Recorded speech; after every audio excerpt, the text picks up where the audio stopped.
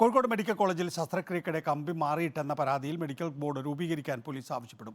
ആരോപണത്തിൽ വ്യക്തത വരുത്തുകയാണ് ലക്ഷ്യം. രോഗിയുടെ മൊഴി വിശദമായി വീണ്ടും രേഖപ്പെടുത്തും. ശസ്ത്രക്രിയയിൽ പിഴവ് പറ്റിയിട്ടില്ലെന്നായിരുന്നു ആശുപത്രി അധികൃതരുടെ വിശദീകരണം.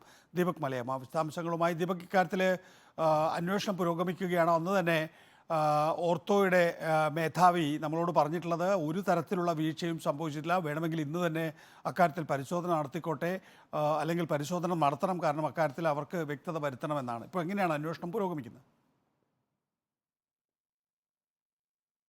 നികേഷ്, കോതിപ്പാലം സ്വദേശി അജിത്തിനാണ് ഇത്തരത്തിൽ പരാതി ഉണ്ടായിരുന്നത്. പരാതിയെ തുടർന്ന് നേരത്തെ നികേഷ് സൂചിപ്പിച്ചതുപോലെ തന്നെ ഓർത്തോ വിഭാഗത്തിന്റെ മേധാവി ഡോക്ടർ ജേക്കബ് മാത്യു ഈ കാര്യത്തിൽ ഏത് തരത്തിലുള്ള അന്വേഷണത്തെയും സ്വാഗതം ചെയ്യുകയും ചെയ്തു. ഒരു തരത്തിലും വീഴ്ച ഉണ്ടായിട്ടില്ല എന്നുള്ളതാണ് ആശുപത്രിയുടെ വിശദീകരണം. പക്ഷേ പോലീസിന് പരാതി കിട്ടുകയും പോലീസ് കേസെടുക്കുകയും ചെയ്ത പശ്ചാത്തലത്തിൽ ആദ്യഘട്ടത്തിൽ തന്നെ അജിത്തിന്റെ മൊഴി രേഖപ്പെടുത്തിയിട്ടുണ്ടായിരുന്നു. കഴിഞ്ഞ ദിവസമാണ് അജിത്ത് ആശുപത്രി വിടുന്ന സാഹചര്യം ഉണ്ടായത്. അതുകൊണ്ട് കൂടുതലായി മൊഴി രേഖപ്പെടുത്തും. ഒപ്പം തന്നെ ഈ കേസിൽ ഏതെങ്കിലും തരത്തിൽ പിഴവ് സംഭവിച്ചിട്ടുണ്ടോ എന്നുള്ളത് ഈ പരാതി വന്ന പശ്ചാത്തലത്തിൽ പൂർണ്ണമായും പരിശോധിക്കേണ്ടത് പോലീസിന്റെ ബാധ്യതയാണ്. അതുകൊണ്ട് തന്നെയാണ് വിദഗ്ധ സംഘത്തെ അല്ലെങ്കിൽ മെഡിക്കൽ ബോർഡിനെ രൂപീകരിക്കണം എന്നുള്ള ആവശ്യവുമായി പോലീസ് മുന്നോട്ട് പോകുന്നത്.